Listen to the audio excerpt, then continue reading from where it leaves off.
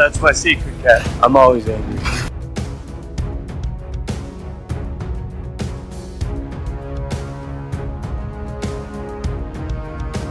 Alright. I ran out of patience.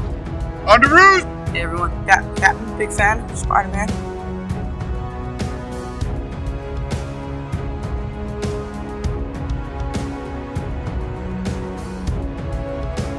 Avengers! Assemble.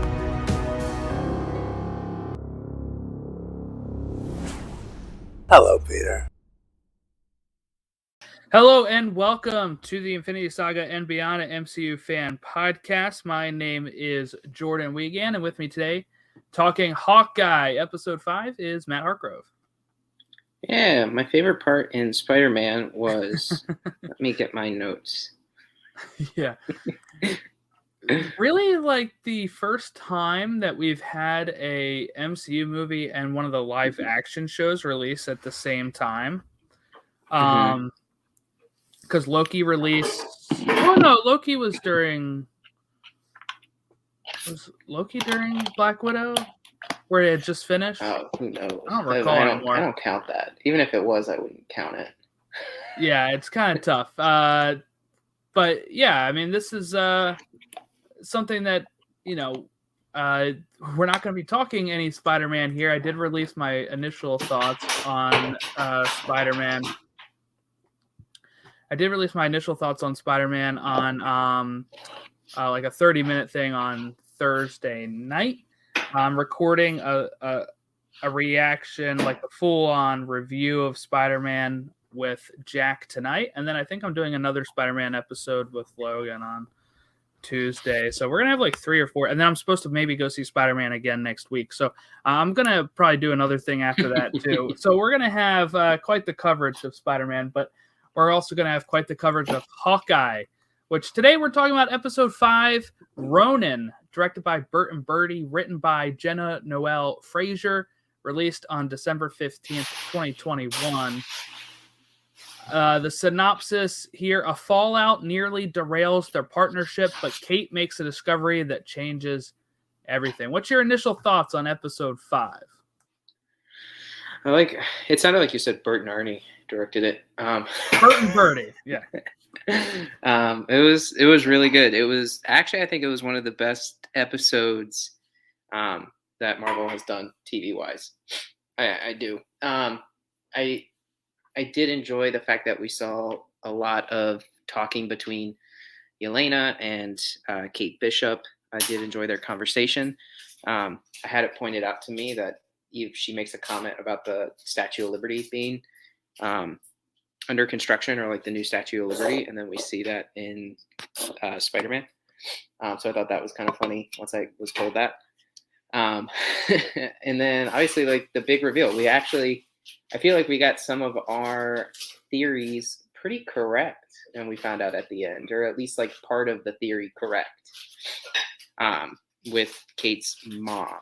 So like I said, all in all, great episode.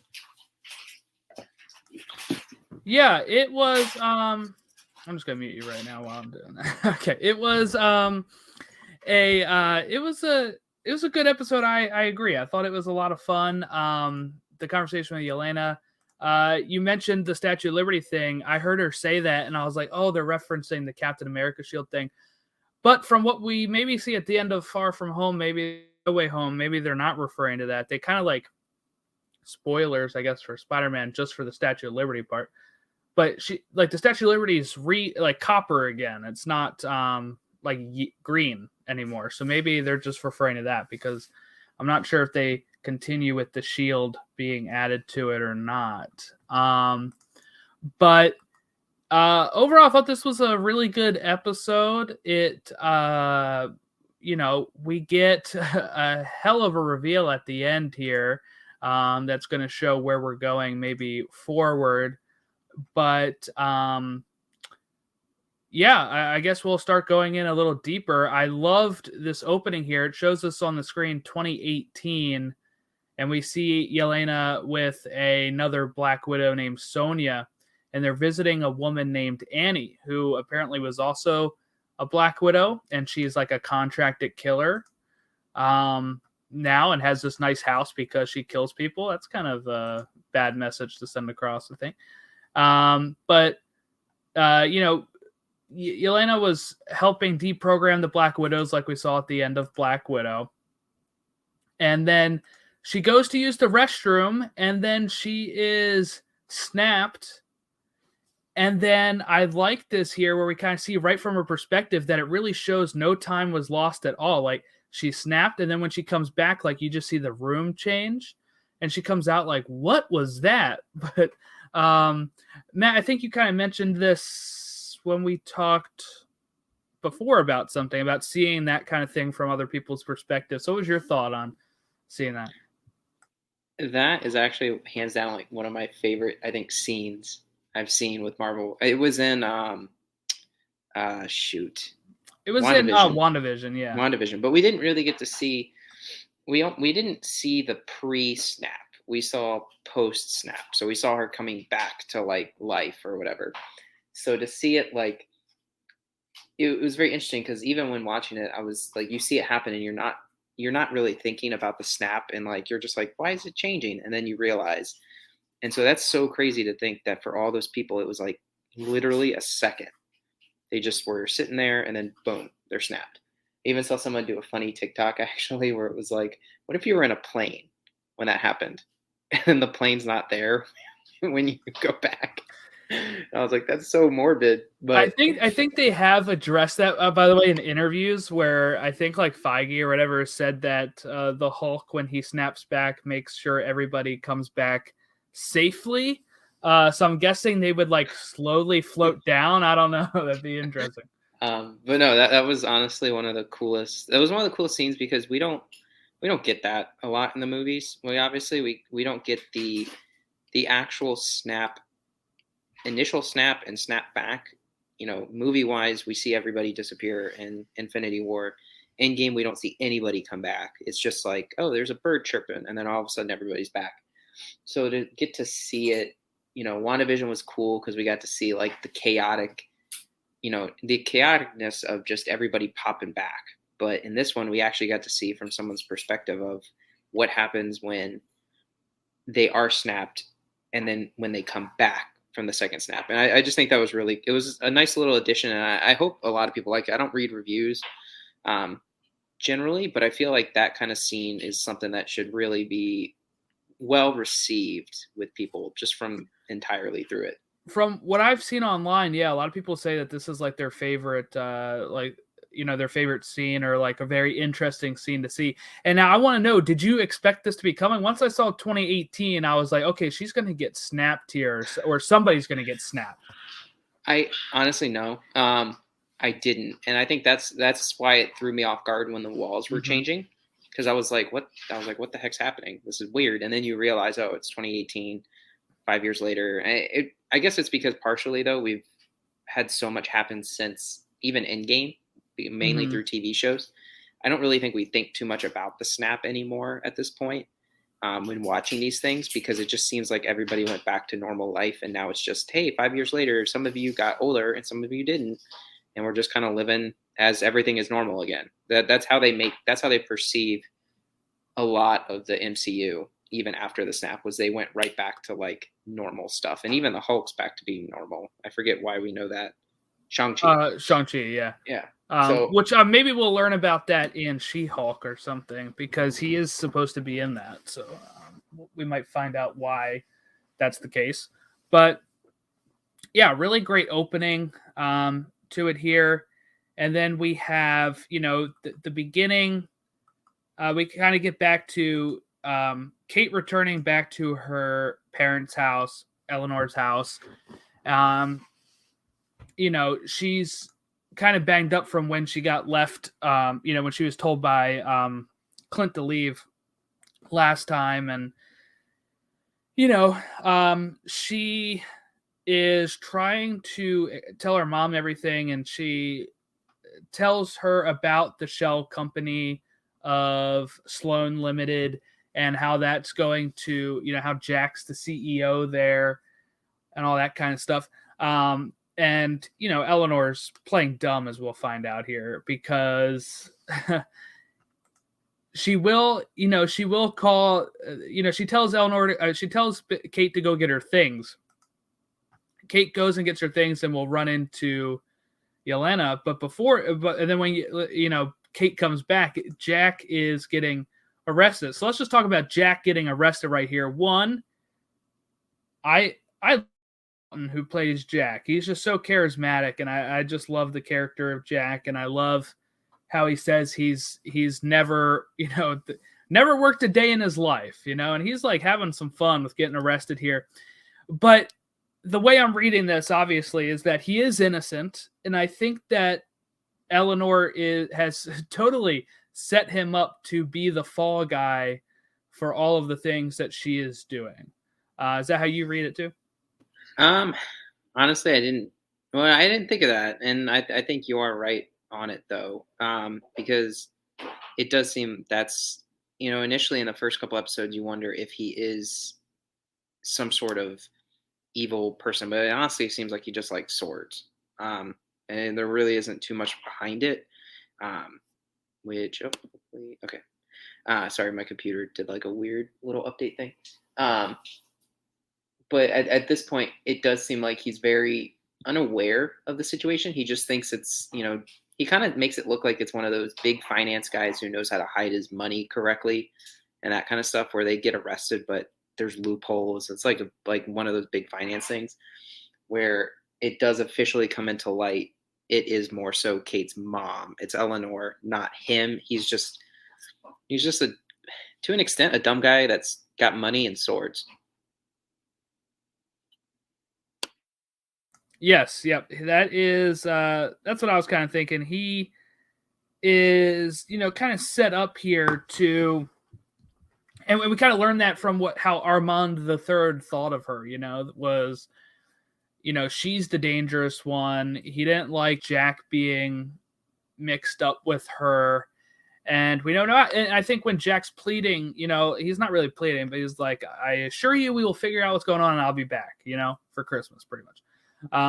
And I think he actually means that. So I do think Eleanor is just kind of set it up. And once she learned that Kate figured that out, I think she thought, oh, I can pull the trigger on this now and get him arrested. And it'll make Kate really respect me and think that I am doing well here.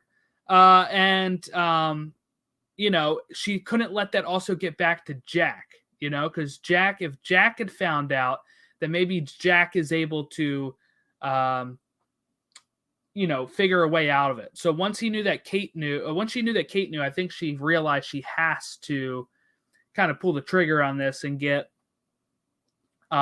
Jack out of the way now, and kind of, I guess, reaffirm her connection with her daughter.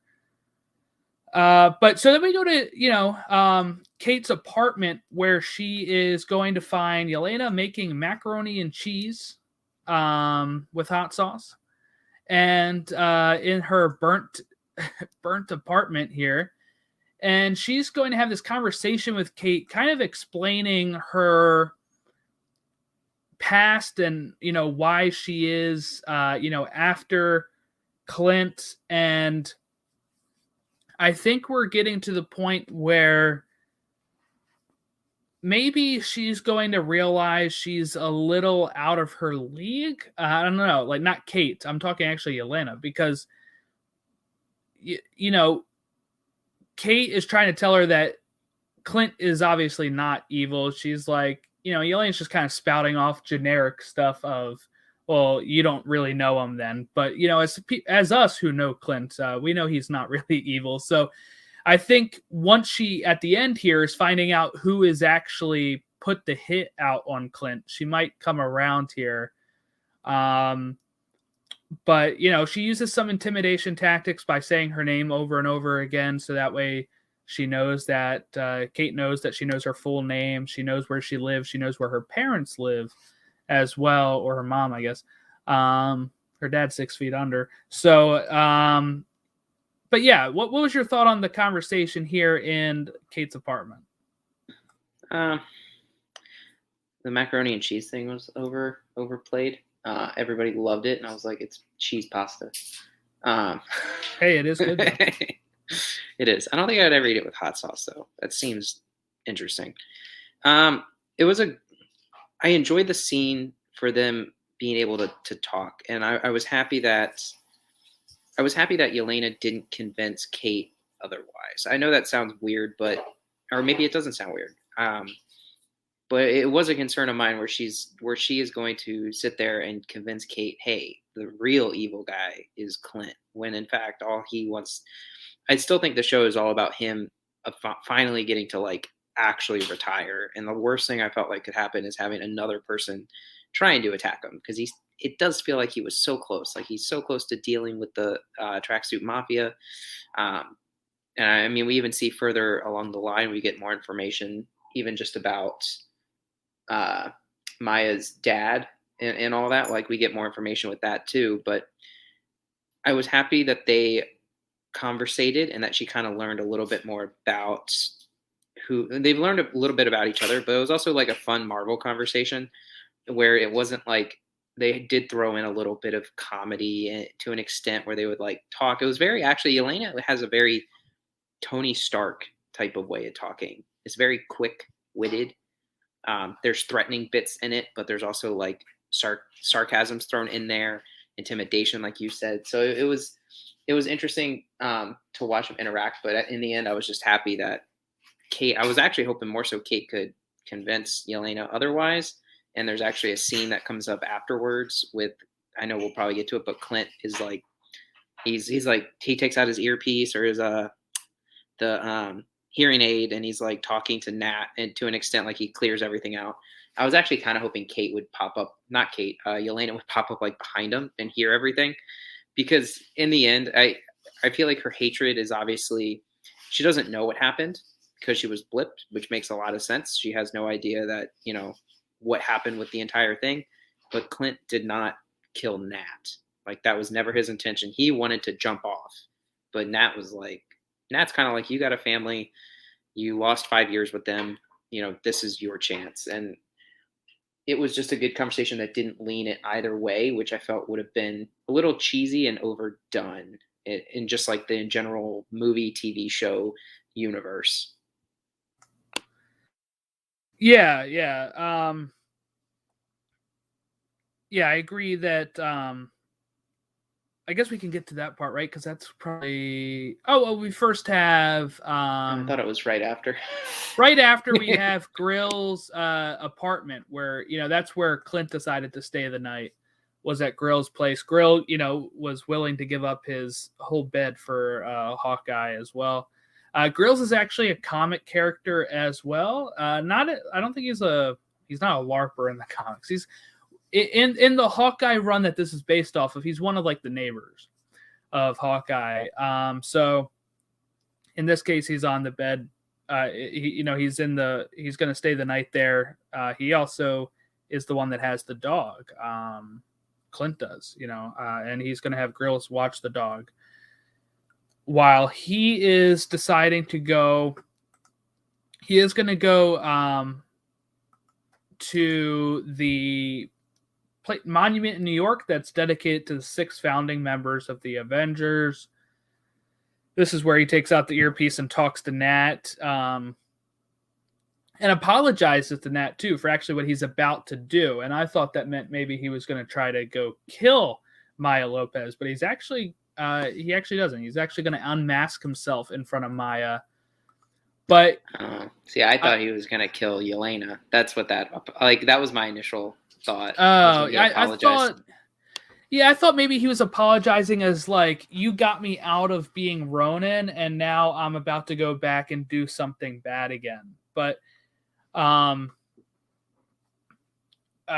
don't know why he had to apologize, because at this point he hasn't done anything bad, when he takes down Maya. And stupid me, as I'm sitting here watching all of her henchmen get taken out, I'm like, why can't she hear this? It's because she's deaf. I was like, so stupid. Like, I was just like, wouldn't she be able to hear that? But I was just being stupid in the moment. And I'm like, oh yeah, how would I have forgotten that? But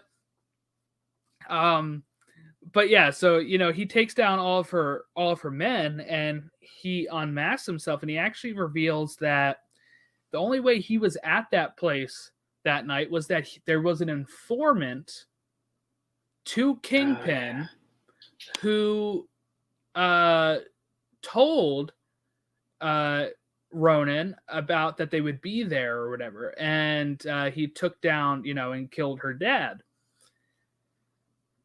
So she starts questioning Kazi, when she does meet up with him again, because she says, hey, you're always my dad's right-hand man. Why weren't you there that night?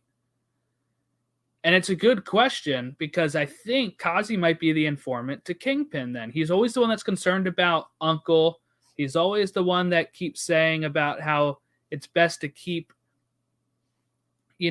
Uncle happy and to get all this stuff, Maya's losing sight and all this stuff. So I do think that maybe he is the informant, or maybe it's a red herring. I don't know.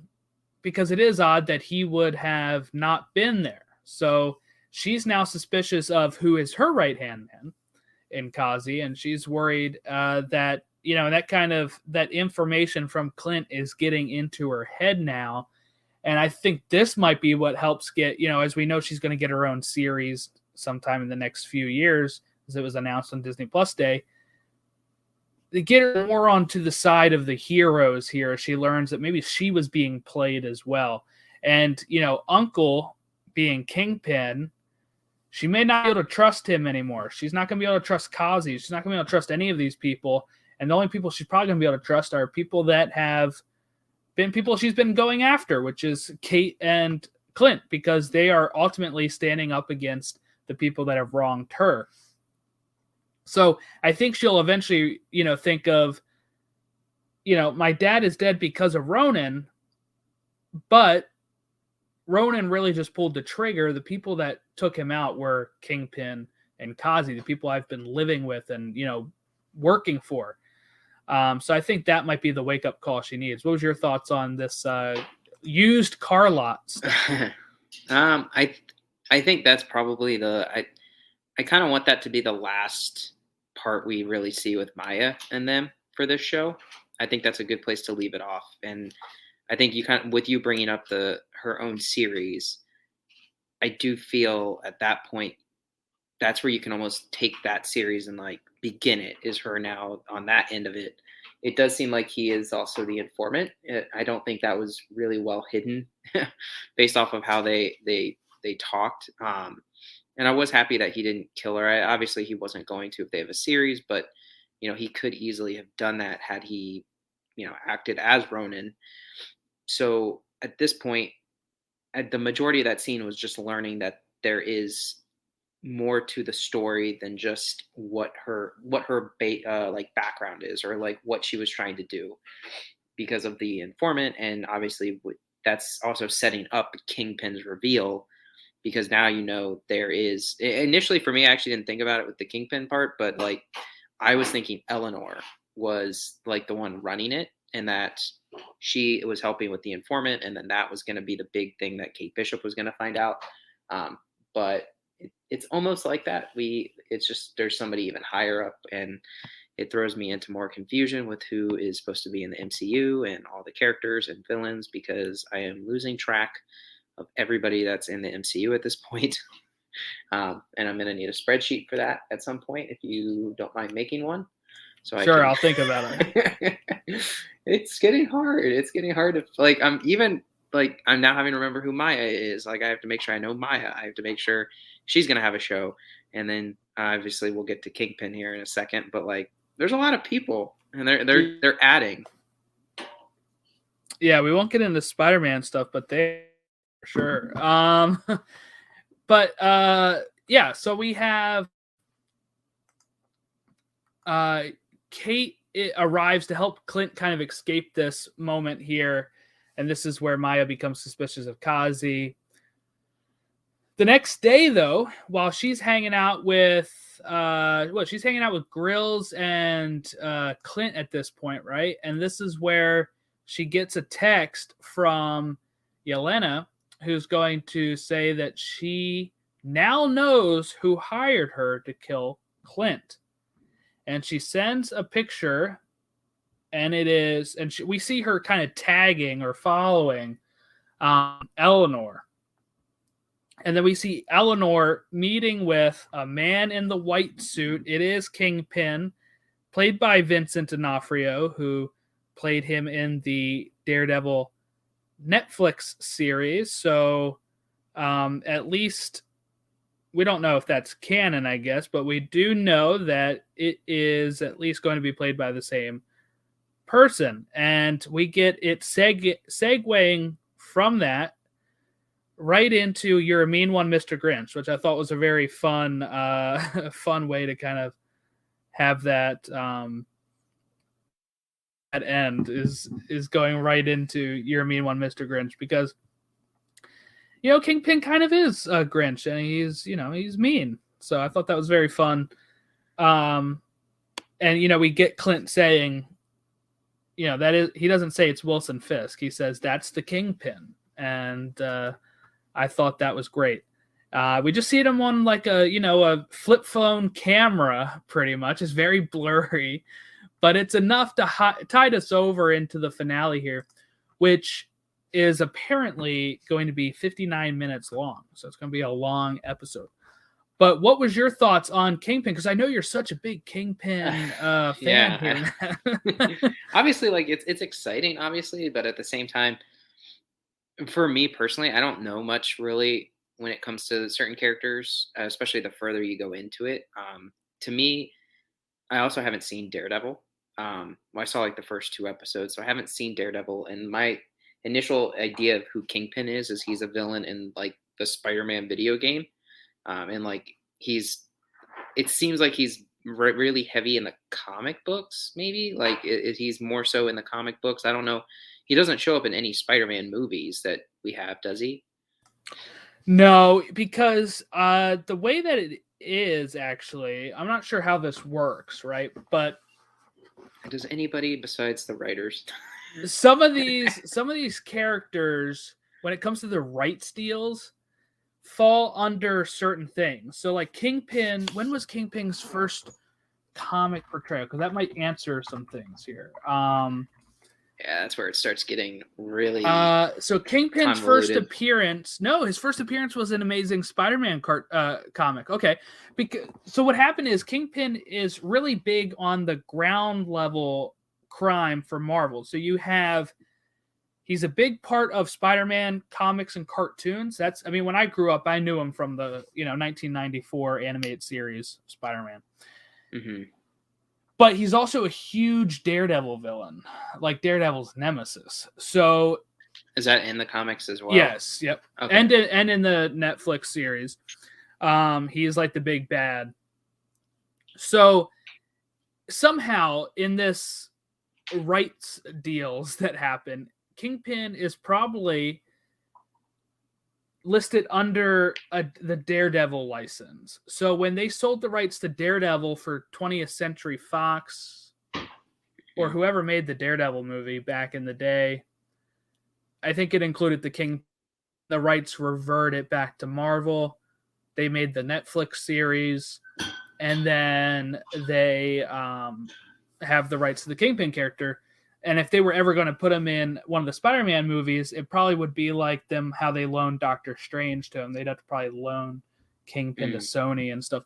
So in this sense, though, I do think with the relationship between Sony and Marvel, we could see Kingpin appear in like a Spider-Man 4 or something. But lately, he's been more of a Daredevil character. And he was a villain in the, actually, I don't know how that would work then. He was a villain in the cartoon in Spider-Verse with Miles. So he was in there. So never mind. That was the last place I've seen him. It might be that they both own the rights to it. But you're right, he does play a role in the video game as well for the PlayStation 4. He is to an extent, like, because you said like ground villain, like, yeah, because and this is actually kind of, I know this isn't a Spider-Man No Way Home episode, but when you like, there's that scene where they're, spoilers, I guess, but I mean, you already sent one out, but sure, why not?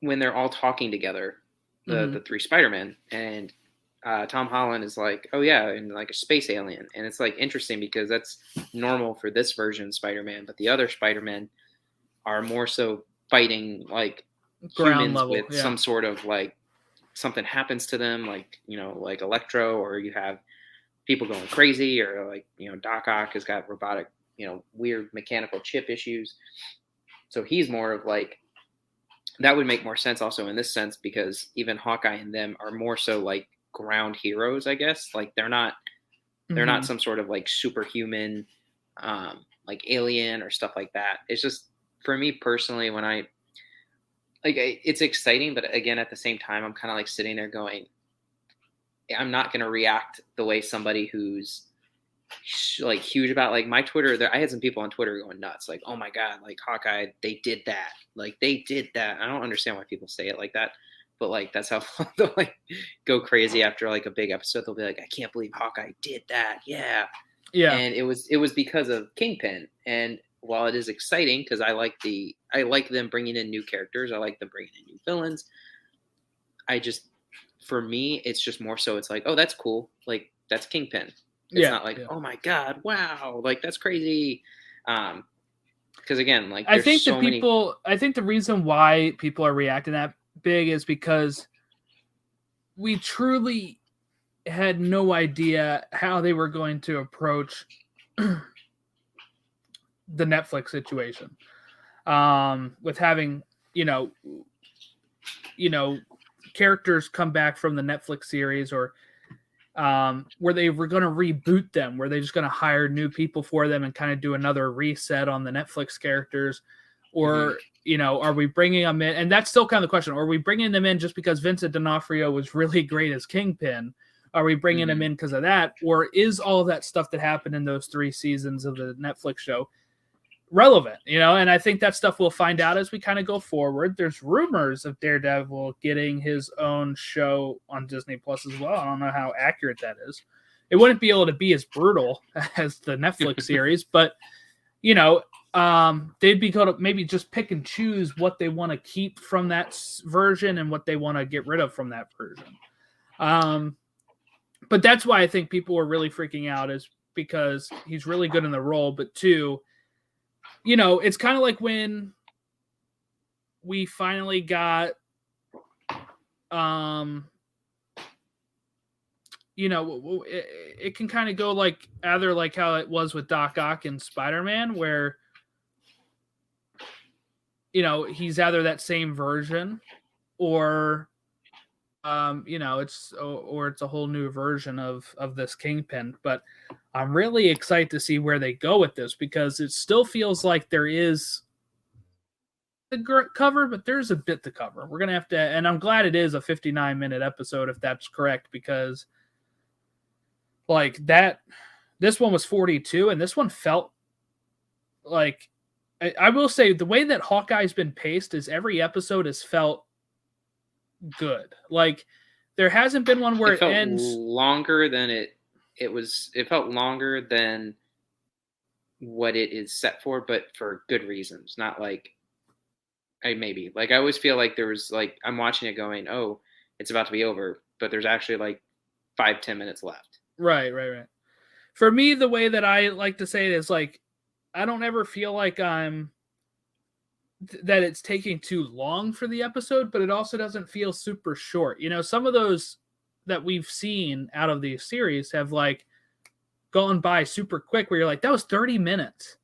All of these have been pretty long. They've been like between 42 to an hour for each one so far, and it's been perfect length. And the way that they've been pacing them is it leaves you wanting more, but it's not like you feel like very short on what you got. Like you didn't get enough, like your time wasn't wasted. Right. At that point. Yeah. And it has moved the story along considerably. So like when we looked at like Falcon and the Winter Soldier and we knew we had episode 6 of Falcon and the Winter Soldier left, we're like, there's up here. We kind of thought the same thing for Loki, right? Well, not so much, because they were in He Who Remains castle. We already kind of knew where they were going there. But some of the shows like WandaVision, even, you're like, there's a lot to wrap up in this finale. This, I feel like I feel like they'll be able to do it Not because it's much. 59 minutes. Yeah. We got Kingpin and Eleanor are the things that need to be revealed and kind of dealt with, and then probably him getting home for Christmas, I would assume. Yeah, maybe throwing in. Maybe the end of Ronin, but They're going to be getting their new costumes. costumes from the LARPers. I'm interested. Do we know what those look like? Have they been revealed? I saw a short trailer that kind of showed them, and I think it's actually, if you go to Disney Plus and go to the Hawkeye tab, it shows the two characters in new costumes. So I'm pretty sure that's what it is. Okay. Well, I agree with you on that end of it, though. It does feel like what needs to be done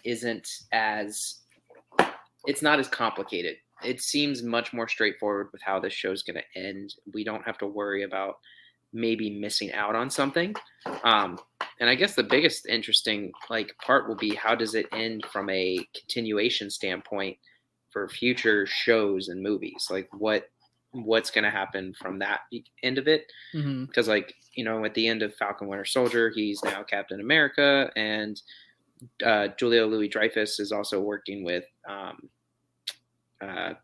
the PG version of Homelander from The Boys. I forget his name all of a sudden. John Walker, yeah. But I do think they won't have an issue with getting through. And it's probably going to be a really good episode. Unfortunately, I have to work from 7 to 8 that day, so then I won't get to see it. I'll have to make sure I don't get anything spoiled on Twitter. Yeah, that'll be interesting. Mute those words or don't get on Twitter that day. Still getting on Twitter. But yeah, I mean it's been an interesting what we have to wrap up here is pretty much Kate's the reveal of, did Eleanor, I guess, kill Armand the Third, or we're gonna have to probably get that answer. We're probably gonna have to get what was her motivation for doing all of this, and then of course they probably don't take down Kingpin. I'm assuming they're just going to be taking down Eleanor, because they're not going to take down Kingpin. That's going to be left up in the air, I think, for maybe the Echo series.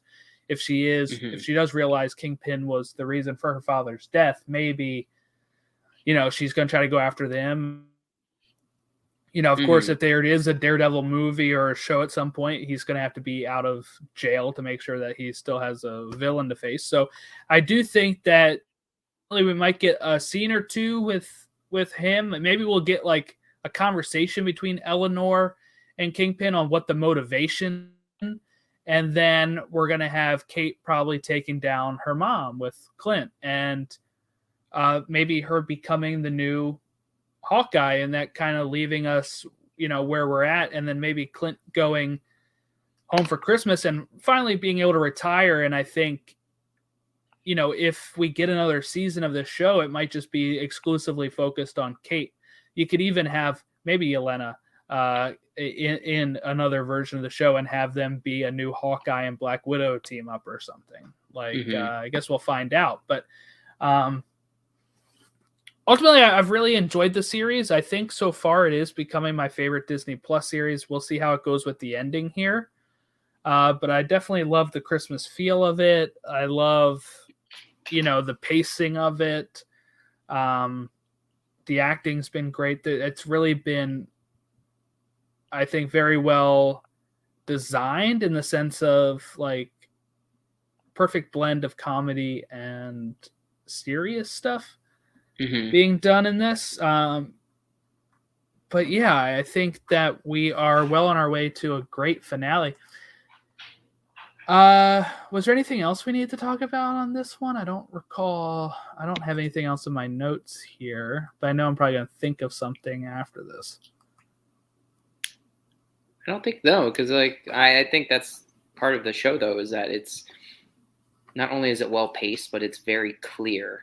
It's not hiding anything in terms of when you're watching it and you're trying to get subliminal, not subliminal, but hidden details. It's just very straightforward for 45, 50 minutes. You know exactly what's happening, and it doesn't make you think in ways of what else is going on here. You literally just, when you watch it, you know exactly what's happening. And I honestly think I like that because there has just been there's so much like, ooh, what's happening here? Like, I got to see little bits and pieces. So to have a show just be this is what it is. We're not trying to be silly with it. We're not trying to be crazy with it. This is exactly what's happening and if anything, it's refreshing because it makes it, I think, easier to watch as well and more exciting to watch.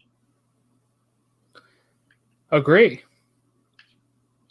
All right. Well, that about wraps us up here. Like I said, I do have tons of Spider-Man talk that will be coming your way this week. And then it's, we'll get together sometime, I guess, this weekend to talk Spider-Man. So I guess whenever we're done our Christmas festivities, we'll have to, not Spider-Man, I mean, sit down and talk about Hawkeye, the finale. But Merry Christmas. Yeah, have a great holiday. And if you want to give us a follow, you can tweet us at TO Infinity Saga, Facebook.com/Infinity Saga Beyond, or email us your thoughts at marvelplusrecaps@gmail.com. And we will catch you next time for the finale of Hawkeye.